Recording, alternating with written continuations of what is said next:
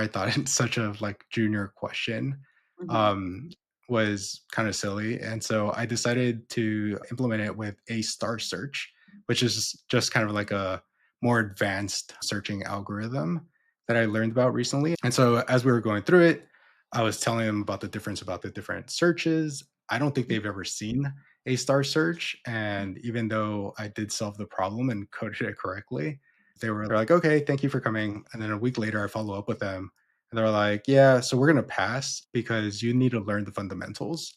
And I was like, learn the fundamentals. I've been at Microsoft for 5.5 years, gotten Yeah. like the top rating for 3 or 4 of those years. Like you could just see that feedback. And not only Mhm. that, I solved your question with a more advanced algorithm than what you were looking for. Did Yeah. your result come out to be that I needed to learn the fundamentals? And then just a few weeks later, the Oh, Netflix so opportunity popped I wanna Oh, yeah, touch go ahead.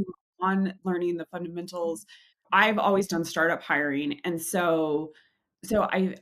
I'll see, like, kind of like a startup sometimes they'll start their interview process, like, based off of, like, hiring new grads, and then they Yeah, realize they need to hire senior software engineers.